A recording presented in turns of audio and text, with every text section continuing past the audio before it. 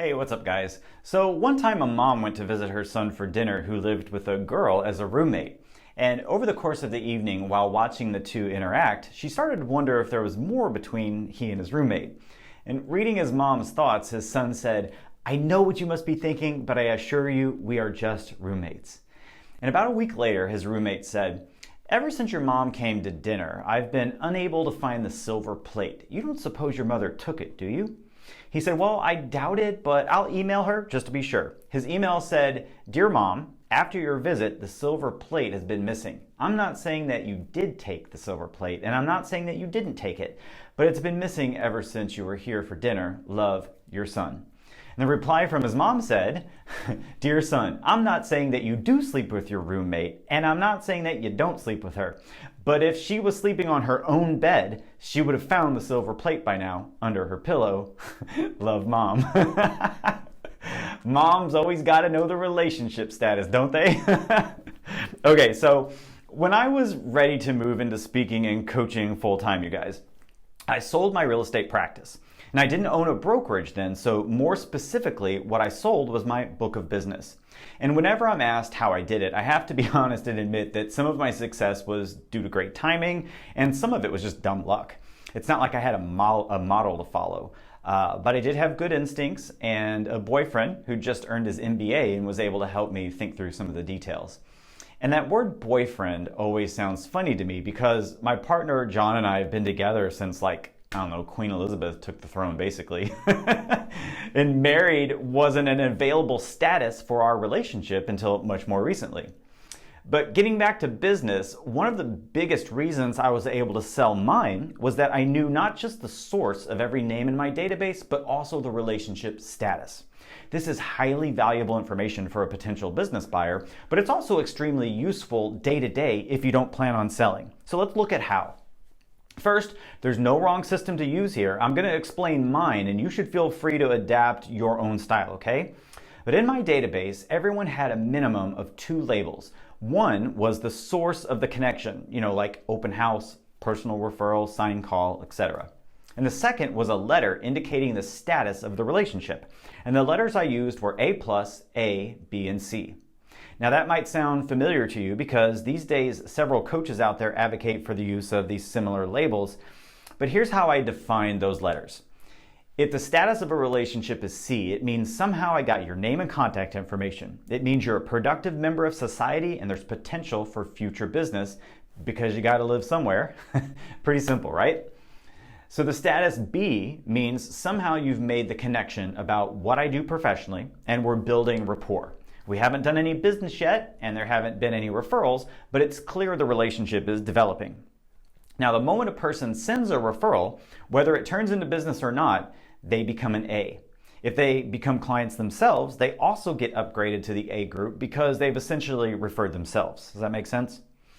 Okay, so the A plus group is made up of your fans, past clients and others who actively connect you to new people without you even having to ask. And these people are usually good for several referrals each year. Now, once you know the relationship status, there's a ton you can do with the information. So let's look at one specific example. Recently, I worked with an individual who's been in the business for a while. He has a large database that throws off high quality referrals on a regular basis. And he also runs paid advertising that brings in a large volume of much lower quality leads.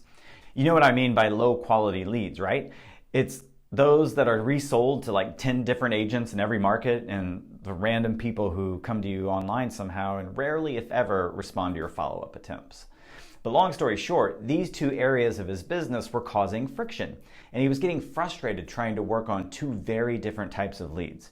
So the first thing I asked him to do was to go through his database A to Z and reevaluate the relationship status of each person. Now, this didn't happen overnight. It took a couple of weeks for him to go over each name and think about that person before making a determination. And often a call to say hello was needed to check in on the status. Now, some people got upgraded, some got downgraded, and as you can imagine, referrals were generated just because his number of conversations went up. Now, ultimately, what he discovered is that he had slightly fewer A pluses and A's than he thought, many more B's than he realized, and far fewer C's than he had thought.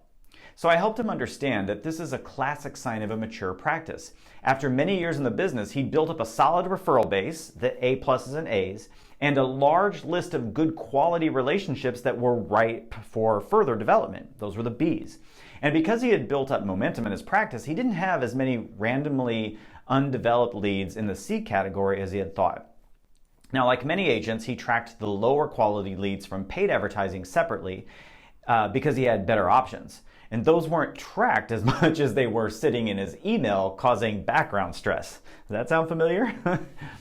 Now, the biggest benefit to focusing on the relationship status of the people in his database was that it brought clarity to the fact that he didn't really want to be paying for all those other leads in the first place.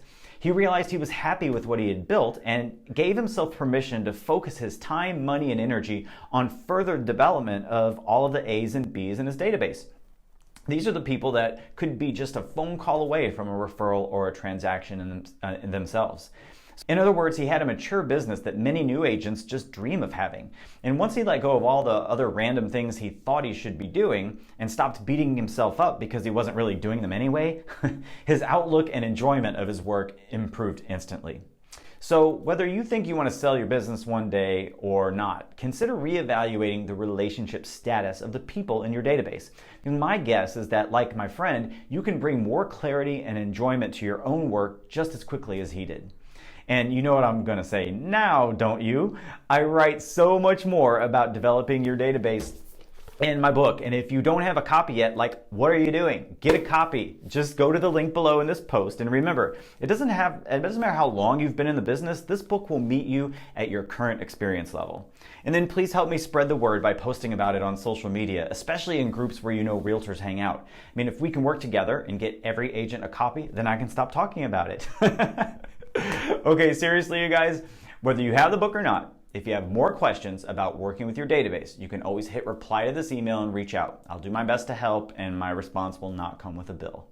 All right, so thanks for watching this week, you guys. My name is Jason Edwards, and let's go live a top producer life.